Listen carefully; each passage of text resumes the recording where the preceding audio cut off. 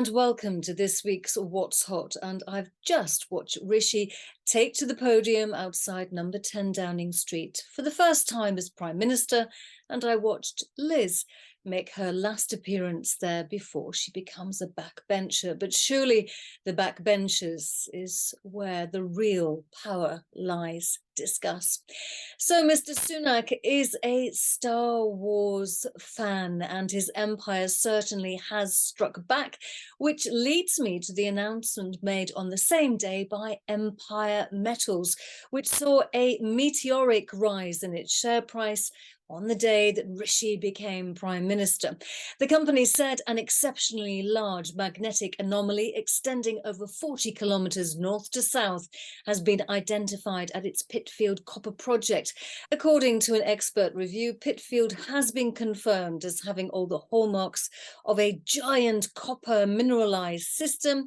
And what is copper good for? Well, it has worldwide significance because it's a huge part of the electric vehicle revolution. According to S&P Global, an electric vehicle requires 2.5 times as much copper as an internal combustion engine.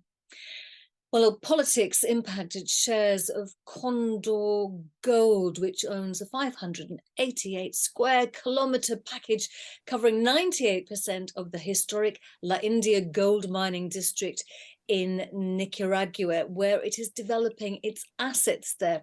However, it has been wrongly and unfairly tainted with politics between the Biden administration in the US and Nicaragua. The Biden administration ratcheting up pressure on Daniel Ortega's authoritarian rule in Nicaragua, the US threatening a ban on Americans from doing business in the nation's gold industry.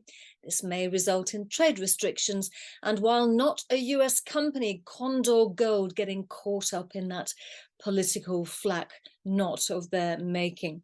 And I'm slightly confused by Unilever's recall of 19 dry shampoo products because of potentially elevated levels of benzene, which is a known carcinogen.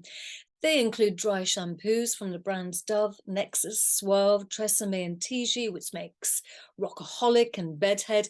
Now, Unilever announced the recall on its website on October 17th, told the Food and Drug Administration a couple of days later, and at the time of this recording, they still have not released an RNS informing its shareholders about that recall. So many oversights there.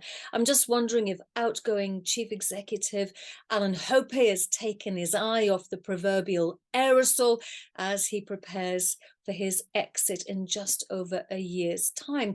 However, he should know better, particularly as his job prior to becoming the boss was as president of Unilever's Beauty and Wellbeing and Personal Care division. And finally, as far as we know, Rishi isn't as committed to defence as much as Miss Truss was. So will this impact UK-listed defence stocks? It's early days, but it's worth keeping an eye on BAE Systems, Rolls-Royce, Kinetic, Babcock, International and Serco Group. It's a young government in an old, established political party. It's a bit of a conundrum. I hope you are not suffering from that conundrum and your portfolios are thriving. Take care. I'll be back same time next week.